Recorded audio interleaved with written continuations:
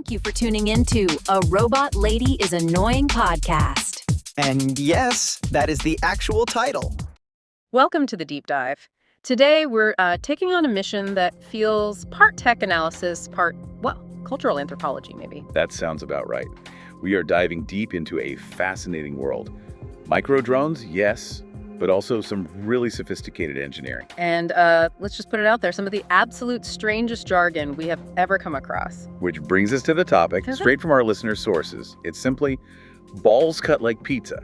Pizza cut like balls. Right. Doesn't exactly roll off the tongue, does it? But apparently it's key. It really is. It sounds like nonsense, maybe, but it's actually a perfect window into the community we're exploring today, the Infinity Loops FTV community.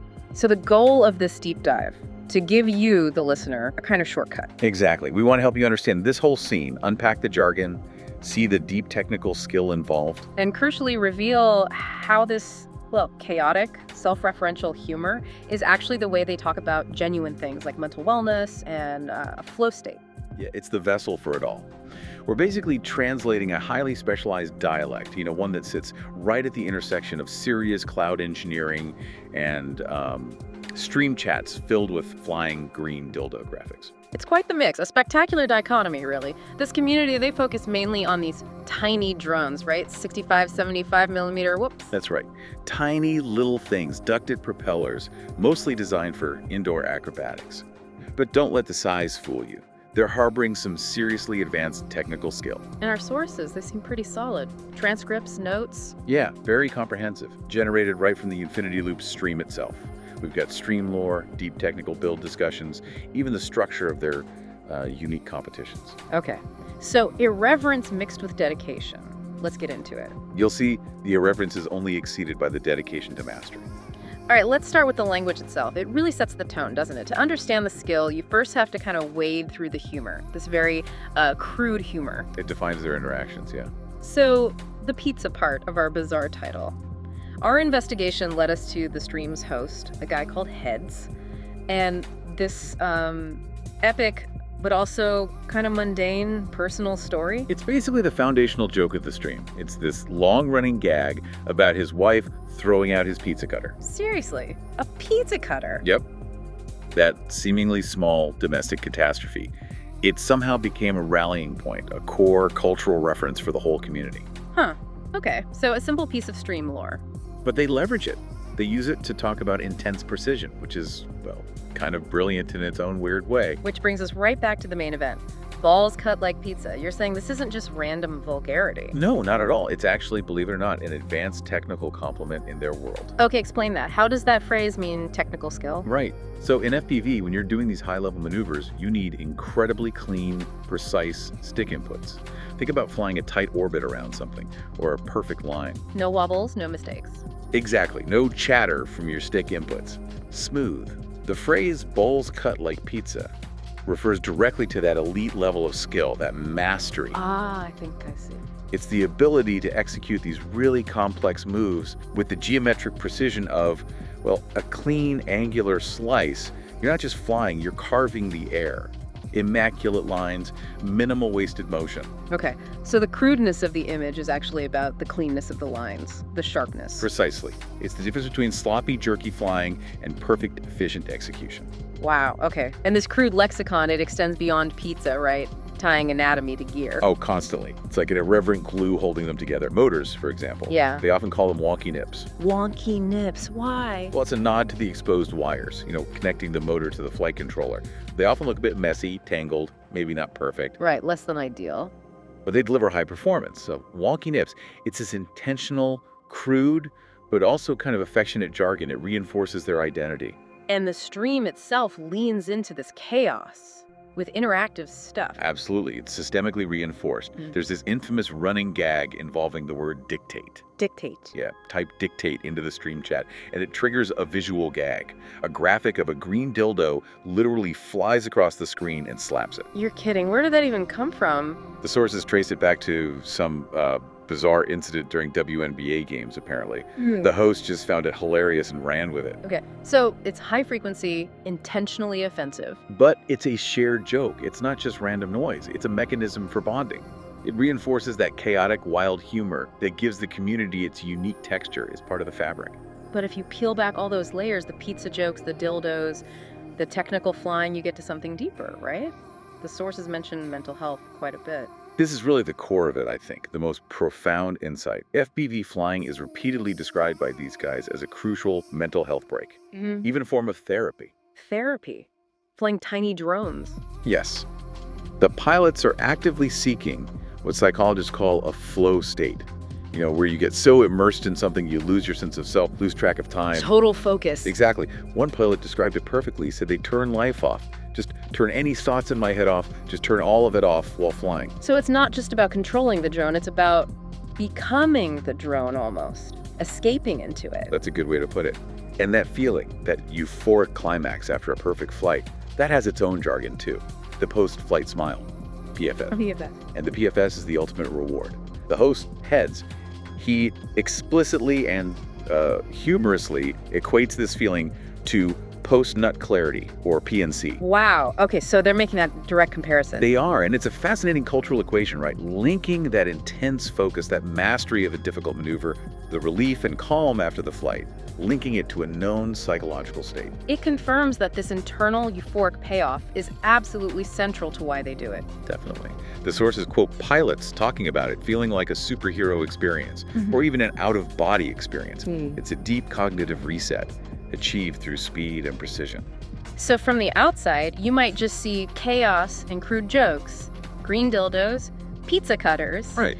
But it's actually like a protective shell for something quite sensitive underneath. That's exactly it. This chaotic lexicon, the jokes, the jargon, it's essential for their identity because it creates this inclusive safe space. A safe space built on, well, edgy humor. Yeah, it's a place where the members, who are, all grown-ups, feel they can let the conversation get a little wild sometimes because the foundation is trust and this shared passion for the technical skill. So the irreverence lets them protect the deeper technical and, well, therapeutic core of the hobby. Exactly. It works for them. Okay, so we understand the language, the mindset. Now let's talk about the tools. The tech they use to actually get into that flow state. It's almost all about these micro drones, right? The 65 and 75 millimeter, whoops. Pretty much exclusively, yeah. Oh, why such a strong preference for these tiny craft? I mean, most FPV footage you see online is from those big, powerful 5-inch quads. Well, there are practical reasons, and social ones too. The micros let you fly indoors, so you can do it year-round, regardless of weather. That's huge. Right, consistency. And, crucially, they get less pushback from the public. A tiny whoop just looks less intimidating than a big 5-inch beast screaming through the air. Makes sense. Easier to practice almost anywhere without causing alarm or, legal issues. Exactly. But for the aggressive freestyle stuff they love, the 75 millimeter size specifically is really the platform of choice within that micro category. So slightly bigger than the 65 millimeter. Why is that size the sweet spot? That extra size and weight, even though it's still tiny, makes a difference. It's considered way more stable, way more cinematic. Cinematic, even from a tiny drone. Relatively speaking, yes. That bit of extra weight carries more momentum, which is vital for aggressive throw moves, flips and rolls. And it just handles light wind better if they take it outside. And there's one frame that gets mentioned a lot, the Fractal F75. Ah, yes, the Fractal. It gets a lot of praise. The host calls it his daily flyer. Some people joke it might be the last frame you'll have to buy. High praise indeed. What makes it so special? Is it just durable? It's durable, yes, but it's also about the design. This is where the background of the designer, Yves Fractal, really comes into play. Right, you mentioned he's a professional engineer, worked for Volvo. Exactly. Trained engineer, worked in Sweden, specialized in designing plastic parts for cars. Think about the stress, vibration, impact those parts need to handle. Okay, yeah, intense conditions. So he applied that automotive design thinking to FPV frames. The F75 isn't just tough plastic. It uses a carbon fiber base plate combined with a specifically designed plastic shell. Engineered failure points, maybe? Stress distribution? Something like that. It's designed with specific stress points to minimize damage in a crash, keep the expensive electronics nice and low profile and protected. It's designed to survive the aggressive flying they do. High-level engineering for a tiny hobby craft. Cool. Okay, moving from the physical frame to the brains, the software. The sources talk about a kind of firmware war. Betaflight versus Quicksilver. Yeah, war might be strong, but definitely two dominant philosophies. Betaflight is the big one, the industry standard. It's the most common, most mature firmware out there, probably the most battle-proof. Most features, too, I imagine. Definitely the most features, but Okay. it's also perceived as having a bit of a historical bias towards tuning those larger 5-inch crafts. And its complexity has just ballooned over time. How so? The tuning process is described as having become so complicated. Apparently, even the core developers sometimes struggle to grasp the entire code base, the intricate relationship between the PID loops and all the complex filtering needed for smooth flight. Okay, so it's powerful, but maybe overwhelming, especially for smaller drones or newer pilots. That's the perception. And that complexity is exactly why Quicksilver was created. Its mascot is an avocado, by the way. An avocado. Any reason. Apparently, the origin is a lost secret, which is perfectly in character for this community. Of course it is. So Quicksilver aims for simplicity. That's its whole mission. Led by Benedict Kleiner, who goes by Hanner, it prioritizes accessibility. They pitch it as a very simple version of Betaflight with a lot less crap in it. Less crap. How did they achieve that? Mainly through really, really good preset tunes. For example, their 75mm Q1S preset tune is apparently very, very good. They calculated it by averaging tunes across lots of similar drone builds. Ah, so it takes the guesswork out for the user. Pretty much. It lets a pilot skip that agonizing trial and error tuning process and just get flying.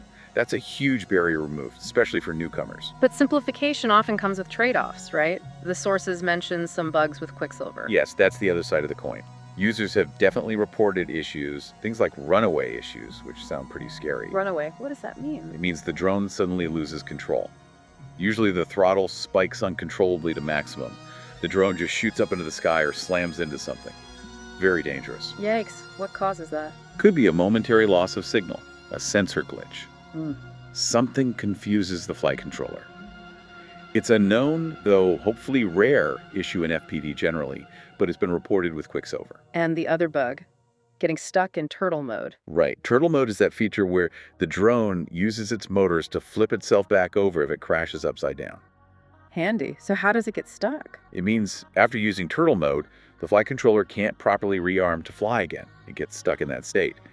The likely cause is some kind of software initialization glitch. So you have to, unplug it? Yeah, usually you have to do a full power cycle. Physically unplug the battery and plug it back in to reset everything. Annoying, breaks the flow. These bugs just highlight the ongoing challenge of making simple firmware work perfectly on complex micro hardware. You mentioned Hainer, the Quicksilver developer. His professional background seems important here. It really is. He's a full-time professional software engineer, works in cloud infrastructure. He brought proper software development techniques, cleaner code, rigorous testing to the Quicksilver project. Stuff the original hobbyist inventors, Travis and Bob, maybe didn't have the background for. Exactly. That infusion of professional expertise is a big reason why the hobby tech advances so quickly in some areas. Same with Ease Fractal and the frame design. Right. Okay, one last technical point that sounds surprisingly contentious. Battery plugs. Seems minor, but apparently it's a big deal. Oh, it's huge in the micro world. Connectivity is everything. It can be the difference between flying smoothly and melting your expensive component. Melting, seriously. Yeah, the old standard plug, the PH 2.0, it was notorious for melting. Too much internal resistance. When you pull a lot of current, like an aggressive flying, that resistance creates heat and poof. Okay, not good. So what's used now? Modern systems have mostly moved to plugs like BT 2.0 or A30. They use bigger contact pins, more surface area, which lowers resistance and handles the current without overheating. Much better. So, problem solved. Why the debate then? There's another plug, the NX69 Nitro Nectar from a company called Newbie Drone. Ah, the NX69. Yes, it's controversial. Newbie Drone designed it to still physically fit the old PH 2.0 socket system, but they used gold-plated contacts, hoping to improve conductivity and handle more current, like the newer plugs. Okay, sounds like an improvement. Why the criticism? The criticism is that it's proprietary. It's seen as a closed-source attempt by Newbie Drone to keep users locked into their specific battery and plug system, leveraging the existing PH 2.0 footprint. Ah, so it's about the open source ethos. Exactly. In a community that thrives on open sharing, community standards, and iterative improvements built on shared designs, introducing a proprietary plug, even if it has some technical merit, is viewed with a lot of suspicion. It goes against the grain. Okay, so we have the tech, the mindset. But achieving that post-flight smile, that PFS, It's not really about the gear in the end, is it? It's about the movement, the mastery. Absolutely. It's all about skill execution. And that skill mainly divides into two big disciplines in FPV, racing and freestyle. And they require totally different ways of thinking, different mental maps. Completely different. Polar opposites in some ways. Racing is all about consistent execution, absolute precision. Memorizing tracks, hitting gates perfectly every time. Exactly. You have to memorize incredibly detailed track layouts, maintain those high precision inputs lap after lap, and calculate risks constantly. Improvement is measurable. Your lap times get faster. It's quantifiable perfection. Okay, and freestyle, which seems to be the focus for the Infinity Loops crew. Freestyle is the opposite. It's subjective art. It's about self-expression, achieving that flow, making it look aesthetically pleasing or attractive, as they say. So improvisation, creativity, interacting with the environment in cool ways. Exactly. Finding unique lines, linking tricks together smoothly. The interesting thing is seeing pilots try to switch between the two. How does it usually go? Well, racers often struggle when they try freestyle. Their lines can feel stiff, too planned out. They lack that spontaneous flow, that improvisation. They're still thinking like racers, hitting invisible gates. Pretty much. And conversely, freestyle pilots. They often struggle with the relentless memorization and the absolute, consistent precision needed for racing. Shaving milliseconds off the lap time requires a different kind of discipline. So to get that balls cut like pizza precision in freestyle, pilots need to master specific moves. Let's unpack a couple of the core tricks mentioned. The trippy spin or inverted orbit. Sounds complicated. It is. It's a cornerstone freestyle move, though. Yeah. Essentially, you're flying inverted upside down and backwards, orbiting around a fixed point, like a flagpole or a tree trunk. Okay, flying upside down A and D backwards around something, how do you even control that? Intense situational awareness is key. The trick is keeping your chosen point of interest locked visually in the very top of the FPV feed in your goggles. The top, not the center. That sounds weird. It does, but it's crucial. If the object drifts down towards the center or bottom of your screen, you're losing the correct orientation. Your orbit will get sloppy, it'll deform. It has to stay glued to that top edge. Okay. And how do you control altitude when you're upside down and backwards? This is the other key instruction. Pitch that's moving your right stick forward or back on a standard controller becomes your primary altitude control, not throttle. Whoa, okay. Completely counterintuitive. Totally. If you're falling while inverted, it means your pitch angle relative to your camera angle is too shallow. You need to adjust pitch, not just jam the throttle. It's like an aerial dance where all the normal up-down controls are reversed. Mind-bending. Okay, what about the other big one? The yaw snap or yaw slap. Some call it the best trick. Yeah, the yaw snap gets a lot of love. It's basically a sudden, sharp rotation purely around the yaw axis, like spinning flat. Yeah. The whole drone just snaps violently, 90 or 180 degrees. Why is that considered so good? It adds aggression, flair, a sudden change of direction. It makes the whole flight path look more dynamic, less predictable. It breaks up the flow in an exciting way. And the name. Yaw snap or yaw slap? The term yaw snap was apparently popularized by another FPV personality, Drone Camp's RC. It's a move pilots use constantly to transition smoothly between tricks or elements in the environment. Are there variations? Sure. Things like proximity flat spins, doing that full 360 yaw rotation inside a tight space, like through a small cube obstacle. That's actually a required challenge in something called Whoop University, apparently. Tests extreme precision. Wow. The coordination for all this. It's staggering. How do people even learn this without just constantly smashing expensive drones? Simulators. The answer is practice, practice, practice in simulators. Its importance really can't be overstated. So programs like Velocidrone uncrashed. Exactly. Using those tools is considered super important. It goes a lot further than you'd think, according to the sources. The physics models in modern sims are incredibly accurate now. So you build the muscle memory safely first. Precisely. Pilots who put in, say, 200, 300 hours in a sim before they even touch a real FPV drone, they report a massive difference in their learning curve and skill level. It builds that subconscious control before the high-stakes risk of crashing real hardware. But it's not just grinding hours alone in a sim, is it? The community structure helps too. Training programs. Definitely. That structure is really effective. The Tyrant Pro Whooper Bootcamp is mentioned as a prime example. What do they do? They provide structure, mentorship, weekly challenges. It helps build confidence and gets pilots past that initial frustration hump where a lot of people quit the hobby. And the mentorship aspect is key. It seems to be. What's described as exceptional about this FPV hobby, or at least this community, is the accessibility. There's apparently no separation between the top of the hobby and the people just getting into it. Really? Top pilots mentoring beginners? Yeah. They actively engage, give feedback, help troubleshoot tunes. It really accelerates the learning process for newer pilots. That direct connection seems vital. Okay, let's bring this back to the community itself. The identity they've built, the 90%, like all their jargon, this name came from an inside joke, right? Exactly. Another piece of self-referential humor that became a badge of honor, the 90 crew. Where did it originate? It came from making fun of a review video, again by Drone Camps RC, where some product was called the best of the best, 90% of the time. 90% of the time. Yeah. The host, Heads, just found that incredibly funny. Logically, you can't be the best if you fail 10% of the time, right? So it became this running gag, mocking the phrase. And they adopted 90% as their own identifier. Brilliant. So what about the other 10%? The excluded 10%. They get humorously referred to as the non-believers. Yeah. Or even better, the turtles. The turtles, because they're slow or crash a lot. Presumably, yeah. Yeah. It's all part of the in-group, out-group humor. And being part of the 90% crew, the in-group, comes with actual perks. Like what? Well, membership gets you access to their private Discord server. You can join Monday movie night in their virtual movie theater room. Movie night, okay. Custom moats for the stream chat, naturally. And, significantly, you get increased chances up to 3 times higher in the live stream giveaways they do. So it's a whole system. Rewards loyalty, reinforces the group identity, all built around this foundational piece of irony about being 90% the best. Exactly. It's a tightly knit system.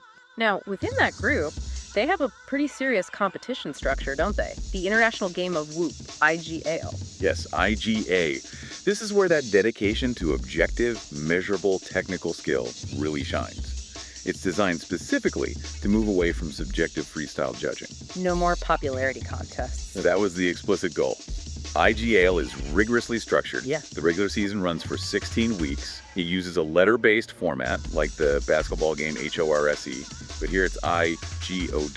IGOW4. International Game of Whoop, presumably. If you attempt a required trick and fail, you get a letter. Get 4 letters, IGOW, and you whoop out, you're eliminated. So it demands absolute precision on set tricks, like Simon says, with drones. Exactly. So it says precision is a great way to put it. No room for error on the defined maneuvers. And the final structure.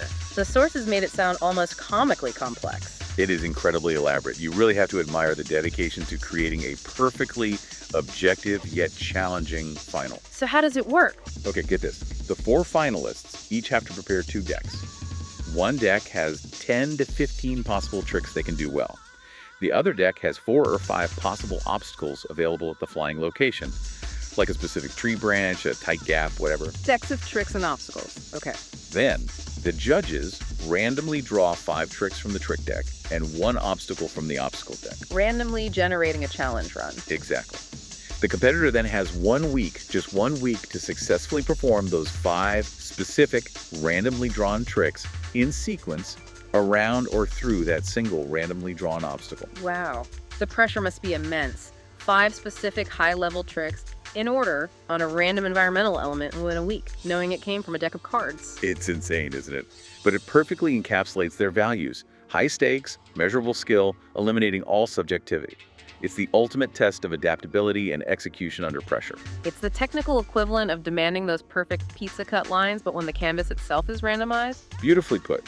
It connects their love of structured chaos with their absolute need for objective measurement. Okay, finally, we have to talk about the stream's non-human personality, the robot lady. She seems central to this whole chaotic experience. Oh, the robot lady, yes. She's the text-to-speech system that reads out chat messages and donations, affectionately known as the stream's old lady or robot granny. And she's been around a while. For years, apparently. Even before the host, Heads, was into FPV. She's part of the bedrock lore of the stream. And her voice. Yeah. People don't always love it. Her specific vocal glitches, the way she sometimes interrupts or mispronounces things. Yeah. Yeah, viewers sometimes describe it as annoying or even giving them Nightmares from a TTS bug. Apparently. But she's still beloved because she's part of the furniture, part of the established chaos. And her technical glitches, they don't just ignore them, they become part of the lore too. Oh, absolutely. They get immediately integrated into the community's ongoing meta joke about their own reality. Glitches, like her mispronouncing words or sometimes even apparently crashing the browser. These incidents are instantly framed as her breaking the matrix. Breaking the matrix. Yeah. The community constantly jokes that they live in a simulation. It's a running theme. And the robot lady's glitches. That's the proof. The simulation is bugging out. That's amazing. It's technical humor layered on self-referential humor. It's the highest form of it for them. It's a meta-commentary on the deeply technical, often glitchy world they inhabit. And the anticipation now is apparently really high for the new Robot Lady V4 system. Version 4. What's new? It's expected to introduce new AI voices, maybe even celebrity AI voices, which of course will only dramatically enhance the potential for more matrix-breaking moments and technological absurdity. They seem to relish it. Hashtag tag outro. So if we try to synthesize this whole deep dive, what we find is this incredible community that take these really demanding technical challenges. You know, debugging complex firmware, squeezing every drop of power out of tiny micro drones, designing frames to survive insane crashes. And they somehow transform all of that into this profoundly therapeutic, highly personalized experience. And the weird language, the crude humor, the pizza cuts. It's just the connective tissue. It seems bizarre from the outside, but it's the perfect language for this specific group. Highly skilled, deeply dedicated, and intensely focused on achieving that psychological reward, that flow state.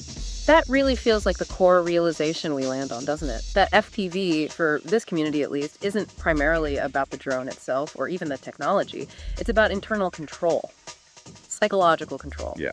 Mastering the sticks, mastering the machine, it translates directly into mastering the moment. Getting that focus, that mental break they keep talking about in the sources. The chaos of the chat, the green dildos, the weird jokes. It's almost like the price of admission you pay to get to that profound sense of control and release. Well put. It filters out those who don't get it, maybe. Yeah. And strengthens the bond for those who do. So, we'll leave you, the listener, with this final thought. The Infinity Loops community, they constantly joke about living in a simulation, weaving their tech glitches into this narrative. It's funny, but it also implicitly acknowledges the incredible, almost professional-grade technical expertise that's hidden away inside this niche hobby. So think about the other unexpected, maybe non-professional communities out there. Right. The intense gaming leagues, Yeah. the garage tinkerers building robots, the collectors obsessed with minute details. Exactly. What other hobbies out there are secretly these incredibly profound, skill-based escapes? Where else might the next generation of genius engineers be finding their own kind of therapy, honing their skills through intense technical mastery, speaking a language only they truly understand?